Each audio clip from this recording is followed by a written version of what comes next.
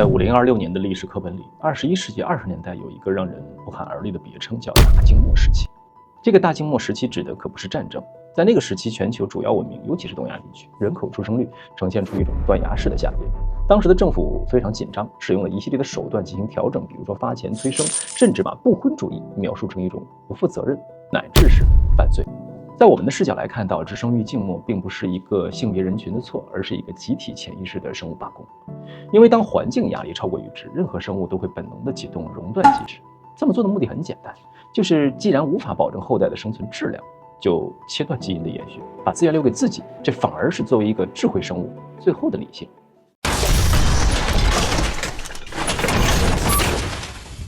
用3000年后的视角解读世界，我是老鬼，欢迎来到银河档案。为了更好地理解2026年的大静默，我们需要回看一下1968年的一场恐怖实验——约翰的25号宇宙。科学家把4对老鼠放置在一个理论上能容纳4000只老鼠的完美空间里。这个空间呢，有充足的水、食物和适宜的温度和清洁度。当4对老鼠进入到这个空间之后呢，迅速就开始了高密度的繁殖，数量每55天就会较之前翻上一番。但令人费解的问题也随之出现，就是随着数量的增加，老鼠们开始出现社交异常。比如雄鼠不再坚守领地，雌鼠行为也变得暴力，甚至出现同性恋和食子现象。当老鼠们总体数量达到678只的时候，可怕的一幕出现了，就是繁衍出现了停滞，行为也变得沉沦，几乎所有的老鼠只知道吃饭睡觉，梳理毛发，完全不进行交配。此次实验的结果是，在这个被堪称为完美乌托邦的空间里，鼠群不但没有达到理论的上限，反而在达到一定拥挤程度之后开始迅速衰退，直到最后一只雄鼠在第1780天的时候死去，至此这个种族完全灭绝。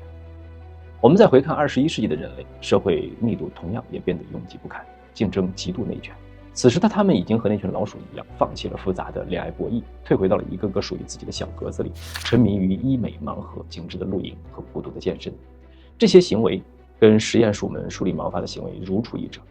这在生物学上是一个非常危险的信号，就是当个体过度关注自身的完美，就一定会放弃和他人的深度连接，这往往是一个种群走向自我灭绝的前兆。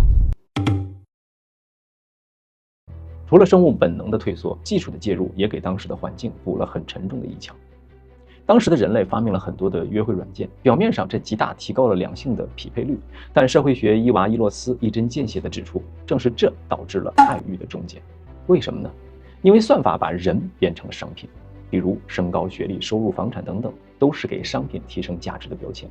21世纪的人类就像在超市里挑选薯片一样，快速且粗略地挑选伴侣，完全是一种消费者心态。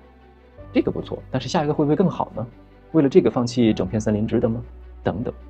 这些过度理性的计算杀死了爱情最核心的元素，也就是不确定性和冲动。在2026年，他们拥有的不再是亲密关系，而是冷亲密。因为在算法的逻辑里，投入感情是一件风险极高、ROI 回报极低的事情，所以他们宁愿在通信软件上聊3个月，交换无数个表情包，也不愿意进行一次真实的牵手。这些通通都是当时环境压力导致的直观结果。最后，我们再谈谈一个更加重要的因素，就是钱。在农业社会，孩子是生产工具，是投资品，生孩子是赚钱的。但是在2026年的城市化社会，孩子变成了纯粹的耐用消费品，甚至是奢侈品。这被称为贝尔的数量质量权衡。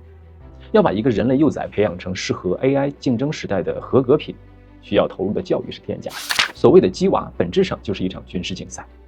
对于当时的年轻人来说，这笔账实在是太好算了。养一个孩子的成本足以让自己环游世界3次，或者提前退休10年。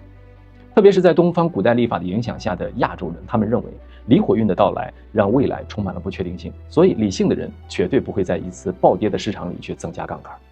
因此，身体和感情就成了他们对抗不确定性的唯一武器。